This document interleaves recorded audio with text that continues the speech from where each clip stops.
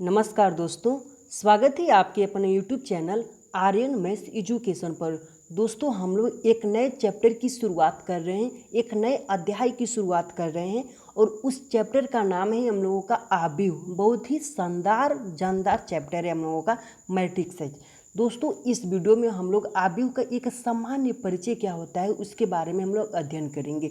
दोस्तों, हम लोगों ने आव्यूह का जो फ्रेमिंग किया हुआ है इसके बारे में हम लोग अध्ययन कर लेंगे। तो एक सामान्य परिचय को हम लोग एक बेहतरीन तरीके से हम लोग कंप्लीट कर लेंगे। ठीक है दोस्तों, तो यहाँ पे देखिए आव्यूह को हम लोगों ने फ्रेमिंग किया हुआ है। सबसे पहले हम लोग परिभाषा को अच्छे से समझेंगे, इसको कि परिभाषा क्या होती है इसकी। ठीक है, उसके बाद हम लोगों का आव्यूह का क्रम या कोटि क्या होता है उसके बारे में हम लोग अध्ययन करेंगे। फिर आव्यूह के तत्व कौन कौन से होते हैं उसके बारे में हम लोग अध्ययन करेंगे। फिर प्यारे दोस्तों, हम लोग आव्यूह का जो निरूपण कैसे होता है हम लोग उसके बारे में अध्ययन करेंगे। फिर लास्ट में हम लोग आव्यूह का जो प्रकार होता है उसके बारे में हम लोग अध्ययन करेंगे। ठीक है दोस्तों, तो चलिए हम लोग समझते हैं आव्यूह की परिभाषा। ठीक है दोस्तों, तो चलिए हम लोग समझते हैं आव्यूह की परिभाषा। ठीक है दोस्तों, आव्यूह मैट्रिक्स, ठीक है दोस्तों, की परिभाषा। तो यहाँ पे दोस्तों जो आव्यूह होता है, आव्यूह का मतलब होता है चीज़ों और संख्याओं को सुव्यवस्थित करना, अरेंज करना ही हम लोगों का आव्यूह होता है। अरेंज करना, ठीक है, अरेंज करना हम लोगों का क्या होता है, आव्यूह होता है। ठीक है, तो चलिए इसकी परिभाषा को हम लोग समझते हैं। देखिए यहाँ पे यमयन संख्याओं के, ठीक है, यमयन संख्याओं के एक निकाय को, यमयन संख्याओं के एक निकाय को आप लोग अच्छे से समझिए, एक निकाय को यम पंक्तियों, ठीक है, यम पंक्तियों तथा यन स्तंभों में आयताकार सारणी के रूप में, आयताकार सारणी के रूप में, ठीक है, आयताकार सारणी के रूप में व्यवस्थित करने को ठीक है, व्यवस्थित अरेंज, ठीक है, अरेंज करने को यम इंटू यन क्रम या कोटि का आव्यूह, ठीक है, का आव्यूह या यम इंटू यन आव्यूह कहते हैं। ठीक है दोस्तों, तो यहाँ पे देखिए, यहाँ पे एक सिस्टमेटिक तरीके से संख्याओं को हम लोग यम पंक्तियों तथा यन स्तंभों के रूप में व्यवस्थित कर रहे हैं, वही क्या होता है हम लोगों का आव्यूह होता है। देखिए यहाँ पे यमयन संख्याओं की एक निकाय को यम पंक्तियों तथा यन स्तंभों में आयताकार सारणी के रूप में व्यवस्थित अरेंज करने को यम इंटू यन क्रम या कोटि का आव्यूह या यम इंटू यन आव्यूह कहते हैं। जैसे आप लोग समझिए अच्छे से, यहाँ पे 2 3 4 5 6 7, ठीक है प्यारे बच्चों। तो यहाँ पर देखिए, यहाँ पे संख्याएं क्या हैं, एक सिस्टमेटिक तरीके से रखे हुए हैं जो कि यम पंक्तियों, इसको हम लोग क्या बोलते हैं, पंक्ति बोलते हैं। ठीक है बच्चों, यम पंक्तियों तथा यन स्तंभ, इसको हम लोग क्या बोलते हैं, स्तंभ बोलते हैं। यहाँ पे इसको हम लोग बोलते हैं रॉ, इसको हम लोग क्या बोलते हैं, कॉलम बोलते हैं। ठीक है दोस्तों, यहाँ पे हम लोग क्या बोलते हैं, इसको कॉलम बोलते हैं। ठीक है दोस्तों, ठीक है बच्चों, आप लोग समझ रहे हैं ना। देखिए यहाँ पे जो क्षैतिज होता है हम लोगों का, इसको हम लोग पंक्ति बोलते हैं, और जो ऊर्ध्वाधर होता है हम लोगों का उसको हम लोग स्तंभ बोलते हैं या फिर कॉलम बोलते हैं। दोस्तों यहाँ पर देखिए पंक्तियों की संख्या क्या है, देखिए यहाँ पे परिभाषा में आप लोग समझे, यम इंटू यन क्रम का कोटि या आव्यूह। तो यहाँ पे देखिए, यहाँ पे 1 2, यहाँ पे 2 पंक्ति है और स्तंभ कितना है, 1 2 3 स्तंभ है। ठीक है, इसी का जो व्यवस्थित ढंग होता है उसको हम लोग क्या कहते हैं, आव्यूह कहते हैं। ठीक है दोस्तों, तो आव्यूह की परिभाषा आप लोगों ने समझ लिया ना कि आव्यूह क्या होता है। देखिए यहाँ पे जो इन संख्याओं को हम लोगों ने यम इंटू यन क्रम या कोटि के रूप में व्यवस्थित किया है। तो यम क्या है, हम लोगों का पंक्तियों की संख्या है, और यन क्या है, हम लोगों का स्तंभों की संख्या है। तो इसमें पंक्तियों की संख्या 1 2, 2 पंक्तियों की संख्या है, और स्तंभ कितने हैं, 1 2 और 3 स्तंभ है। तो इस प्रकार हम लोगों ने व्यवस्थित किया यम इंटू यन के रूप में। तो ये क्या होता है, इसका क्रम या कोटि हम लोगों का आव्यूह कहलाता है। ठीक है दोस्तों, आप लोग समझ गए ना कि आव्यूह की परिभाषा क्या होती है और आव्यूह क्या होता है। ठीक है, चलिए हम लोग समझते हैं कि आव्यूह का, ठीक है, आव्यूह का क्रम या कोटि। ठीक है, आव्यूह का क्रम या कोटि, ठीक है, कोटि। दोस्तों यहाँ पे हम लोग जैसे मान लीजिए कि कोई आव्यूह है, ठीक है, 4 5 6 7 8 9, ठीक है बच्चों। तो यहाँ पे देखिए जो आव्यूह का क्रम या कोटि होता है हम लोगों का, आव्यूह का कोटि जो होता है हम लोगों का, यम, यम क्या है? पंक्तियों की संख्या, ठीक है, पंक्तियों की संख्या, पंक्तियों की संख्या, ठीक है, पहले पंक्तियों की संख्या, पहले हम लोग पंक्ति को लिखेंगे, गुणे यन, ठीक है, यन, स्तंभों की संख्या, स्तंभों की संख्या, स्तंभों की संख्या, ठीक है बच्चों। तो यहाँ पे देखिए 1 और 2, यहाँ पे कितने पंक्ति हैं? 2 पंक्ति हैं, और स्तंभ कितना है? 1 2 3 स्तंभ है हम लोगों का। तो इसका क्रम या कोटि क्या होगा हम लोगों का? समझिए आप लोग, 2 गुणे 3 होगा क्रम या कोटि, ठीक है दोस्तों। यहाँ पे समझ गए ना क्रम या कोटि क्या होता है? यम गुणे यन का रूप का जो होगा वही क्या होगा हम लोगों का? क्रम या कोटि होगा दोस्तों। यहाँ पे 1 और 2, 2 क्या है हम लोगों का? पंक्ति है, और स्तंभ कितना है? 1 2 3। तो यहाँ पे 2 पंक्ति है तो 2 × 3, ठीक है, वही क्या होगा हम लोगों का? आव्यूह का क्रम या कोटि होगा। एक और एग्जाम्पल से समझ लीजिए आप लोग, जैसे मान लीजिए 1 2 3 4 5 6 7 8, ठीक है। यहाँ पे समझिए आप लोग, इसका कोटि क्या होगा? कोटि क्या होगा आप लोग समझिए। 1 और 2, 2 क्या है हम लोगों का? पंक्ति है। स्तंभ कितना है? 1 2 3 4, 4 स्तंभ, तो इसका कोटि क्या होगा? 2 × 4 हो जाएगा, ठीक है दोस्तों। तो ये क्या था हम लोगों का? आव्यूह का क्रम या कोटि था, ठीक है दोस्तों। चलिए हम लोग समझते हैं अब आव्यूह का तत्व, ठीक है, आव्यूह का तत्व, ठीक है प्यारे बच्चों। एलिमेंट्स ऑफ मैट्रिक्स दोस्तों, यहाँ पे जो संख्याएं दी हुई हैं, जैसे 1 2 3 4 5 6 7 8, ठीक है, यही क्या है? हम लोगों के तत्व होते हैं। जो संख्याएं दी होती है अंदर हम लोगों का, वही क्या होता है? हम लोगों का तत्व होता है। यहाँ पे तत्वों की संख्या पूछेगा, तत्वों की कितनी संख्याएं हैं? तो 1 2 3 4 5 6 7 8, ठीक है, तत्वों की संख्या कितनी है? 8 है। तो सबसे पहले आप लोग इसका कोटि निकाल लीजिए। कोटि क्या होगा इसका? देखिए यहाँ पे 1 2, 2 पंक्ति है, और स्तंभ कितना है? 1 2 3 4, 4 स्तंभ है। तो यहाँ पे गुणा कराएंगे तो क्या हो जाएगा? 4 दूनी 8। तो तत्वों की संख्या क्या हो जाएगी हम लोगों की? तत्वों की संख्या बराबर क्या हो जाएगी हम लोगों का? 8 हो जाएगा। तो तत्व क्या होता है हम लोगों का? तत्व क्या होता है हम लोगों का? जैसे 1 2 3 4 5 6 7 8, जो यही संख्याएं होती है हम लोग क्या होती हैं? तत्व होती हैं। इसमें 4 5 6 7 8 में क्या होगा? तत्व होगा, ठीक है दोस्तों। तो आप लोग समझिए ना कि तत्व क्या होगा। इसमें देखिए 2 3 4 5 6 7 ये सब क्या होगा? एलिमेंट्स होगा, तत्व होगा, ठीक है। चलिए आप लोग समझ गए ना कि तत्व क्या होता है। चलिए हम लोग समझते हैं कि जो आव्यूह का निरूपण होता है, कैसे कैसे हम लोग आव्यूह का निरूपण करते हैं, ठीक है दोस्तों। ठीक है दोस्तों, नोटेशन ऑफ मैट्रिक्स, आव्यूह का निरूपण, ठीक है, आव्यूह का निरूपण। प्यारे बच्चों आप लोग अच्छे से समझिए। देखिए जो आव्यूह का निरूपण होता है, आप लोग अंग्रेजी के बड़े अक्षर ए ले लीजिए, ठीक है, ए बराबर, इसको आप लोग जैसे 2 3 4 5 6 7, इसको बड़े कोष्टक में भी लिख सकते हैं, मझोले कोष्टक में भी लिख सकते हैं। 2 3 4 5 6 7 ए बराबर, ठीक है, इसको इस प्रकार भी लिख सकते हैं आप लोग। इसको ए बराबर छोटे कोष्टक में भी लिख सकते हैं, 2 3 4 5 6 7, ठीक है दोस्तों।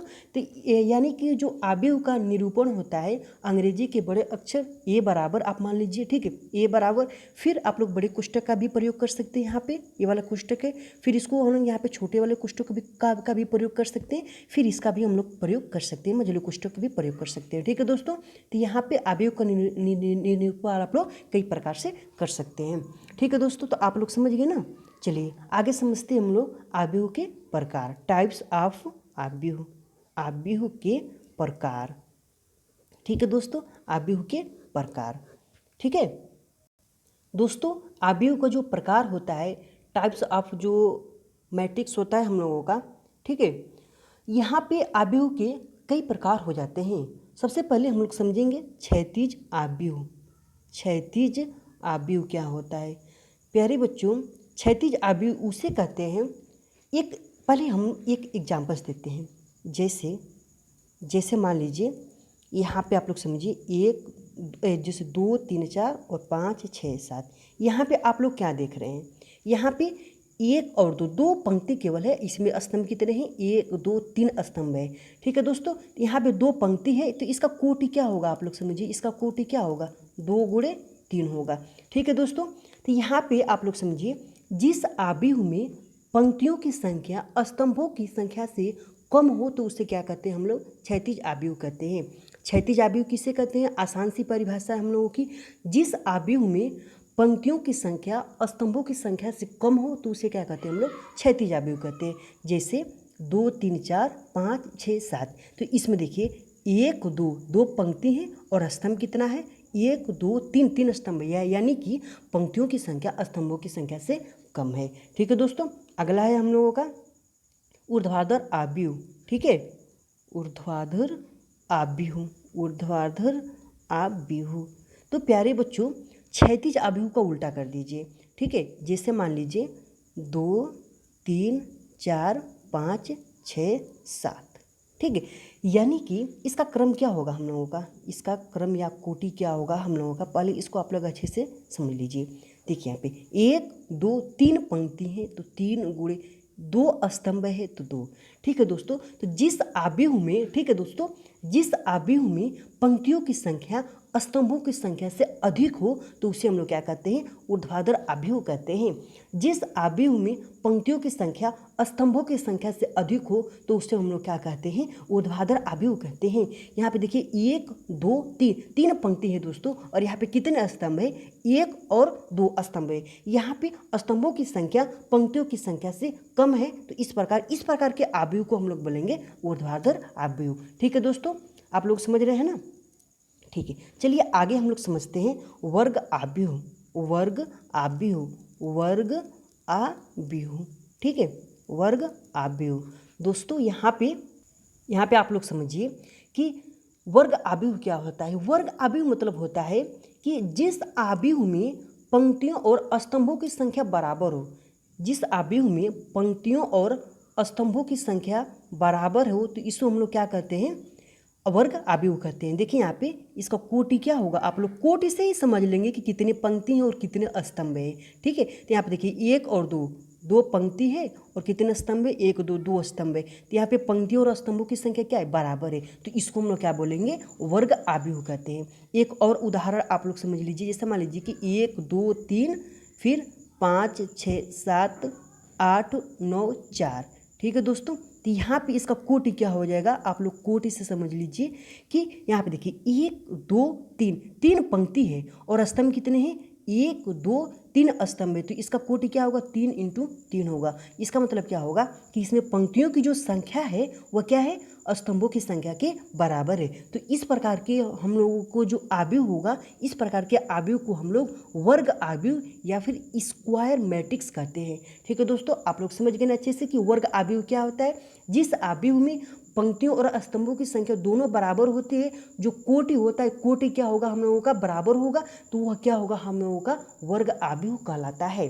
ठीक है दोस्तों, चलिए आगे हम लोग समझते हैं कि पंक्ति आव्यूह या पंक्ति सदिश किसे कहते हैं। प्यारे बच्चों, यहाँ पे आप लोग समझिए कि पंक्ति आव्यूह किसे कहते हैं। ठीक है, पंक्ति आव्यूह, तो जिस आव्यूह में केवल एक पंक्ति हो तो उसे पंक्ति आव्यूह कहते हैं। जैसे 1 2, यहाँ पे देखिए केवल एक पंक्ति है, फिर आप लोग समझिए 3 4 5। ठीक है, तो इसमें क्या होगा, यहाँ पे कॉमा नहीं रहेगा। ठीक है, कॉमा नहीं रहेगा यहाँ पे, 1 2, ठीक है, 3 4 5। तो यहाँ पे देखिए एक पंक्ति है केवल हम लोगों की, तो इस प्रकार के जो आव्यूह होगा इसको हम लोग पंक्ति आव्यूह कहते हैं। इसको हम लोग पंक्ति सदिश भी कहते हैं। आप लोग ध्यान दीजिए, इसको पंक्ति सदिश भी कहते हैं हम लोग। ठीक है, तो यहाँ पे जिस आव्यूह में केवल एक पंक्ति हो तो इसको हम लोग क्या बोलते हैं, पंक्ति आव्यूह या फिर पंक्ति सदिश बोलते हैं हम लोग। उसके बाद हम लोग समझेंगे स्तंभ आव्यूह, स्तंभ आव्यूह, स्तंभ आव्यूह। दोस्तों स्तंभ आव्यूह क्या होता है, जिस आव्यूह में केवल एक स्तंभ हो तो उसे स्तंभ आव्यूह कहते हैं। जिस आव्यूह में एक स्तंभ हो तो उसे स्तंभ आव्यूह कहते हैं। 4 3, उसके बाद यहाँ पे 1 1 2 3। ठीक है, यहाँ पे देखिए केवल एक स्तंभ है, इसको हम लोग क्या बोलेंगे, स्तंभ आव्यूह। इसको हम लोग स्तंभ सदिश भी बोलते हैं, स्तंभ सदिश भी बोलते हैं। तो स्तंभ आव्यूह आप लोगों को क्लियर समझ में आ गया कि स्तंभ आव्यूह क्या होता है। जिस आव्यूह में केवल एक स्तंभ हो तो उसे हम लोग स्तंभ आव्यूह कहते हैं। ठीक है दोस्तों, तो आप लोगों को समझ में आ रहा है ना कि आव्यूह का जो एक सामान्य परिचय है आप लोग अच्छे से समझ रहे हैं ना। ठीक है दोस्तों, आप लोगों को वीडियो पसंद आए तो वीडियो को आप लोग लाइक कीजिए, शेयर कीजिए, और चैनल पर आप लोग नए जुड़े हैं तो आप लोग चैनल को सब्सक्राइब कर लीजिएगा। ठीक है दोस्तों, चलिए हम लोग आगे समझते हैं चीज़ों को। अब देखिए यहाँ पे शून्य या रिक्त आव्यूह, शून्य या रिक्त आव्यूह। दोस्तों यहाँ पे जैसा कि नाम से ही मालूम चल रहा है कि जिस आव्यूह का जो सभी एलिमेंट्स होगा, जो सभी तत्व होगा, वो क्या होगा, शून्य आव्यूह होगा। यदि शून्य होगा, जैसे मान लीजिए 0 0 0 0, यहाँ पे जो एलिमेंट्स, यहाँ पे जो तत्व हैं, तत्वों के जो तत्व हैं, सभी तत्व क्या है, शून्य शून्य है। तो इस प्रकार के आव्यूह को हम लोग बोलेंगे शून्य या रिक्त आव्यूह। इसका कोटि क्या होगा हम लोगों का, आप लोग ध्यान दीजिए, कोटि क्या होगा, दो पंक्ति है और 2 स्तंभ है, तो 2 × 2 का शून्य आव्यूह बोलेंगे इसको हम लोग। ठीक है, उसके बाद समझिए आप लोग, जैसे 0 0 फिर 0 0 0 0 0 0, यहाँ पे सभी एलिमेंट्स शून्य शून्य हैं। ठीक है, तो इसका जो कोटि होगा हम लोगों का बोलेंगे कि यह जो 4 × 2 का शून्य आव्यूह है। ठीक है, शून्य आव्यूह है। ठीक है, तो यहाँ पे समझिए शून्य या रिक्त आव्यूह, यानी कि जिस आव्यूह का सभी एलिमेंट्स या फिर सभी तत्व क्या हो, शून्य हो, तो उसे हम लोग क्या कहते हैं, शून्य आव्यूह कहते हैं। ठीक है दोस्तों, आप लोगों को चीज़ें समझ में आ रही है ना। ठीक है, चलिए आगे हम लोग समझते हैं इकाई या तत्समक आव्यूह।